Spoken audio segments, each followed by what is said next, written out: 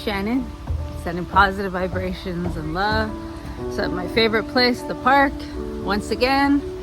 And just wanted to talk about exercise and nutrition. Because it's not easy to decide to become healthier. And it's not easy to practice every day, running, going to the gym, swimming, cycling, whatever form of exercise, yoga that you choose.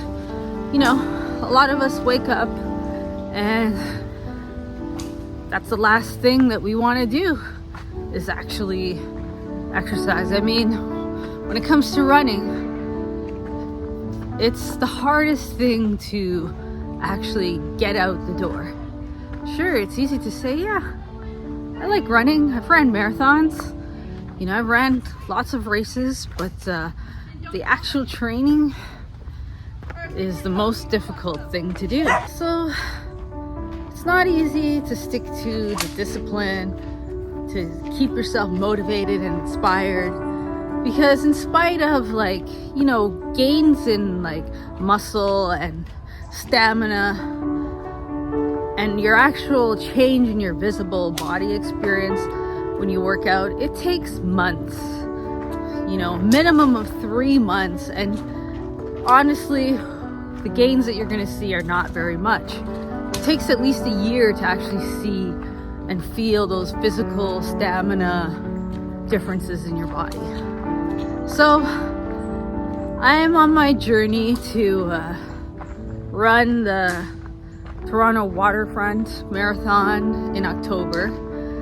So I'm trying to stick to the discipline, but I can tell you it's very difficult. Running in the summer is awful. Just awful. I mean, ever since global warming, this heat, trying to run in it, it's awful. 30 degrees, it's uncomfortable. Put it this way, it's uncomfortable just to be walking, much less running. And hydration is key, electrolytes. The other thing I wanted to talk about is nutrition, because it's very easy to want to accomplish and stay healthy, but with the way our world is, Uber Eats, DoorDash, and our time, people don't have time to cook, and it's become such easy access to food that people end up ordering food out a lot more than they used to. However, it's always been cheaper to cook and eat at home. Select your ingredients, select how much salt you're going to put into your stuff and what seasonings you're going to add, because you can cook to your flavor, to your taste, and to your health, right? Because as we get older, we know salt, fried, fast food is bad for you. I mean, everybody knows fried food is the worst. McDonald's, KFC, Popeyes, all that stuff, it's just a heart attack. We all know strokes, heart attacks, heart disease is one of the major causes of death, as well as cancer. And these all stem to some part from diet and exercise. And, in an ideal world, we'd all be able to grow our own food and have gardens and not have to worry about all these pesticides and all these additives they put in food to preserve it longer, like in your breads, in anything basically. And we wouldn't be packaging our stuff all in plastic, increasing all our microplastics in our body, right? In an ideal world, we'd be doing things more intelligently for the long-term development of humankind and keeping our species alive, right? We wouldn't be promoting products that are gonna kill us, right?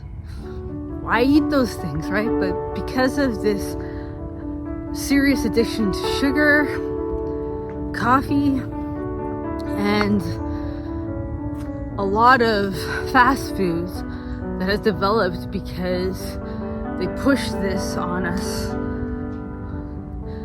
You know, they pushed it into our lives, and everything has become like, I'm too busy, everyone's too busy. But then if you're too busy to worry about and manage your diet and exercise, you know, when you get these diseases and you have to manage them, you might end up in a senior's home, and you're gonna need assistance. And the cost of all these diseases that people accrue from practicing poor diet, practicing poor exercise, is trillions of dollars on the healthcare system, and it really takes away from anybody's quality of life. Because your quality of life, since we are retiring later because the cost of living is so high, your quality of life is imperative to your well-being.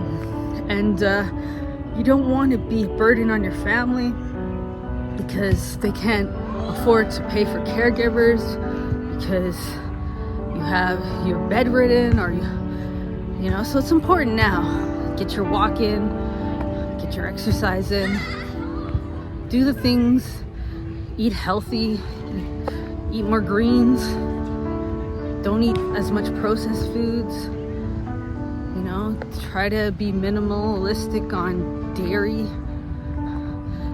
You know, we try to get, if you're gonna be a meat eater, then try to get meat from butchers rather than from a grocery store where they add stuff to it to keep the meat fresh longer. You know, just be mindful. So that's why I actually practice good diet and exercise, because in my own family there's a lot of ailments, a lot of diseases that we're more susceptible to. So to help prevent that, I'm doing what I can, which is basically trying to eat healthy and try to be healthier.